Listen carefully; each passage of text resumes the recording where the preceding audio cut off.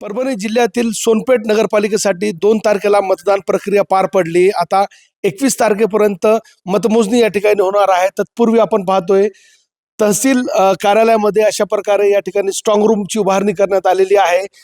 ज्याचा सुरक्षा खरं तर SRPFचे सशस्त्रधारी जवान आणि जिल्हा पोलीस दलातील जवान अशा प्रकारे 24 तास या ठिकाणी सिक्युरिटी पाहत आहेत. 16 CCTV वेगवेगळ्या पूर्ण प्रिमायसेसमध्ये लावण्यात आलेले आपण या ठिकाणी पाहतोय.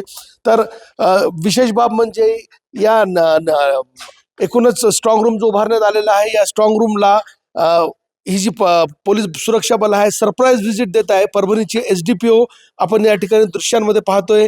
या ठिकाणी त्यांनी सरप्राईज व्हिजिट देऊन एकूणच पूर्ण सुरक्षेचा आढावा घेतलेला आहे. खरं तर एकूणच या स्थितीचं काय आढावा आहे त्या SDPO कडून या ठिकाणी घेण्यात येतोय.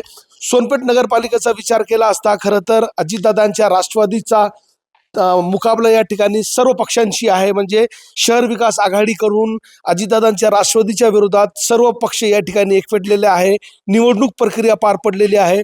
EVM आपण या ठिकाणी पाहतोय सुरक्षितरित्या स्ट्रॉंग रूम मध्ये या ठिकाणी ठेवण्यात आलेली आहे. मात्र अजितदादांची राष्ट्रवादी असू द्या नाही तर इतर पक्षांनी याकडं खरं तर स्ट्रॉंग रूमकडे पाठ फिरवल्याचं आपण या ठिकाणी पाहतोय. शुकशुकाट दिसून येते आपल्याला. कुठलाही राजकीय प्रतिनिधी या ठिकाणी स्ट्रॉंग रूमवरती नाही.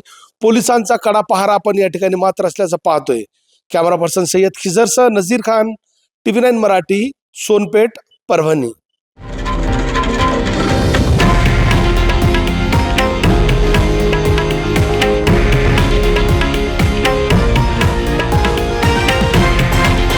हे आहे देशातील नंबर 1 न्यूज नेटवर्क आणि आपण पाहत आहात TV9 मराठी, एकमेव.